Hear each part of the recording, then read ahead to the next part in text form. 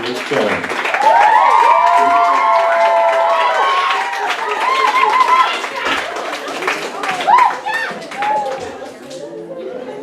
Hello, hi. Right, so, how's this for a good way for you to get me to get you all on my side to start with? I don't understand any of you. Like, normal people perplex me on a day-to-day basis. Like, imagine you went into a bar and everybody in there was like a slimy indigo octopus and they took payment for your drinks by fondling your armpits. That's what day-to-day life is like for me. For example, here's something that I don't get about restaurants. I've been on this planet for 20 years, nearly, and I thought I had a pretty good handle on the whole restaurant thing. Until the other day, I go in with a group of friends, and this thing came up. So there's like 4 of us, and we all sit down, and we're ordering food, and everybody else is ordering starters, but I'm like really hungry. I'm gonna go, not messing around with stupid little starters, I'm going straight to the main meal. And you know, so we're sat there for a while, and everybody's starters come out, and they're all tucking in, and I'm sort of sat there like, my food's taking a long time, isn't it? And you go, no, Felix, no. You see, we have to finish our first course, and then you get your main course. And I'm like, I'm sorry, what?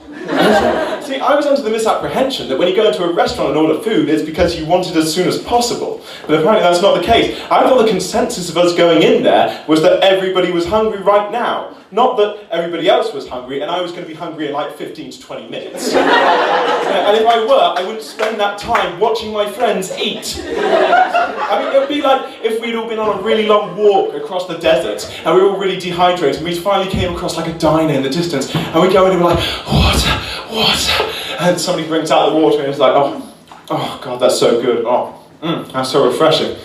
You not having any water, Felix? I'm like, good. So, really, you sound like you're a bit thirsty. Like, see, I have a feeling that the second water's going to be a bit bigger than the first water. I don't want to ruin my main water, you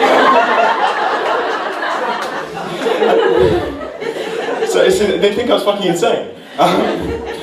Another thing I really don't get with people is fads. Like, there's this one fad at the moment that I would love to berate, but I refuse to talk about it because I hate it so much.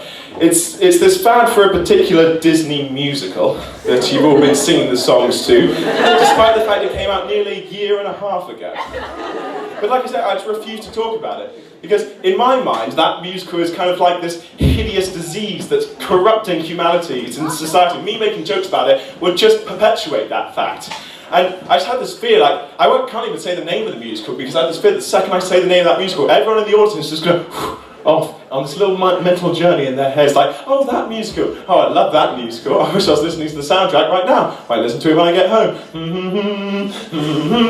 Suddenly the entire audience is humming together simultaneously. There are harmonies and everything, it's incredible. And I'm up here trying to criticise it, but no one can hear me over the sound of the music. Suddenly everybody stood up, marching out into the street, crowd surfing me. I said, no, this is not what I wanted. But it's too late, they're outside infecting the city. The entire city of Bath is marching together in this parade/mob. I have to run to the next town ahead like, you don't know what's coming, you're next. I end up in a straitjacket in a padded cell. The walls are thick, but not thick enough to muffle out the chimes of "Do you want to build a snowman?" And all I could hope for is the sweet release of death to end this eternity of torture, that I might transcend to some place that I can only hope is without Disney, without musicals, and without the merciless brutality of Idina Menzel's tyrannical reign.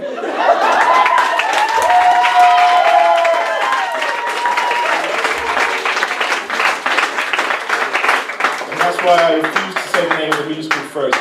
Oh shit! Don't think about it. So, how about that Asperger's syndrome, eh? That's something we can all relate to. You know, apart from those of us who have Asperger's syndrome. I'm very good at relating to many things. For those of you who don't know, I was personally diagnosed with Asperger's syndrome. Shit, you don't say. But for those who don't know, Asperger's is like this lesser form of autism with a bit of OCD and a bit of bipolar thrown in. You see it a lot on television these days with like the guy from The Big Bang Theory and every part that Benedict Cumberbatch has ever played.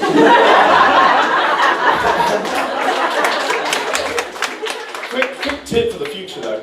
For anybody who doesn't have Asperger's, nobody with Asperger's likes being compared to the guy from from The Big Bang Theory. I mean, the amount of people who I find it harmful and fun to call somebody with Asperger's Sheldon is just fucking ridiculous. Like, oh, Sheldon, such a Sheldon for thinking like that. You Sheldon, I've given you a funny little name that makes me more comfortable with how you're different, you cute little freak, you Sheldon. And what The Big Bang Theory has essentially done is created its own slur, hasn't it?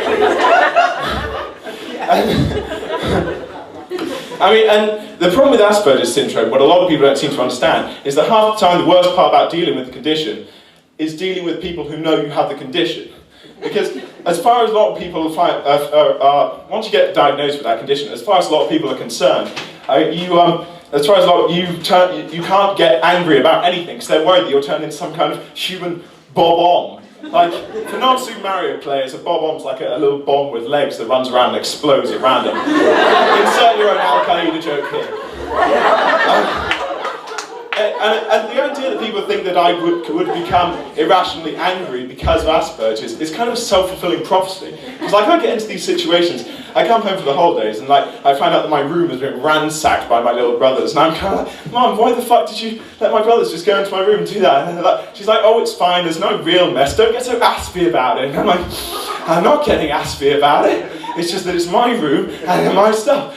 But you know, I forget about it, and the next day comes along, and I'm bringing a friend home, and so we can have some pizza, and I've got like that good pizza, and you know, the special pizza, the expensive stuff, and you get into the kitchen, and I just find that my family is just wolfing down all that pizza right before my eyes, and I'm like, what the fuck? And I was like, oh, it's fine, you can have something else. I didn't want something else, I wanted the pizza I bought especially. And she's like, oh, come on, don't get so aspy about it.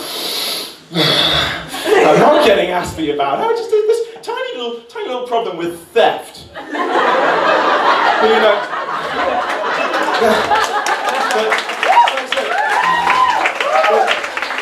but you know, you forget about it. You forget all about it, and the next day comes, and I'm just like, I've got to get my own space. So I go into the lounge. I love to just watch movies to calm down. So I go into the lounge. So I throw a copy of Scarface into the DVD player. And I just switch off. About 20 minutes in, my brother comes into the room, something he wants to use the Xbox, and all of a sudden it comes to light that despite the fact there are 7 televisions in the house, that the Xbox now apparently only works on one, the biggest one. The one I'm currently using to try and Pacino my stress away. So I'm like, it's okay, Max, look, I'll just unplug the Xbox here and I will personally carry it anywhere in the house. So instead of you ruining my movie session, you can just take it elsewhere and play it somewhere else. But my brother starts, I'm like, Mom! My mum comes into the room, she's like, Felix, you can't move the Xbox out here, this is the Xbox room. I'm like, don't worry, Mother. As you might observe, I've been watching a movie in here for some time. And so I would rather that we finish this conversation, I'll take the Xbox elsewhere, and then I can get back to my movie. And my mum's like, no, this is the Xbox room. You can finish your DVD somewhere else. I mean, don't get so aspy about this. And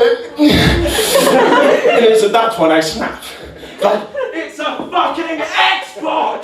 It's not heavy. It didn't need to be crane lifted in when we first bought it. It's not bolted to the fucking ground. It's fucking portable. She's like, alright, just calm down. I'm like, I'm permanently fucking calm!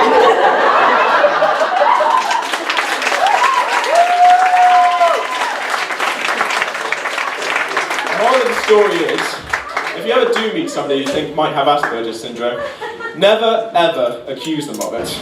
It will bring no good. Thank you very much, Felix Jones.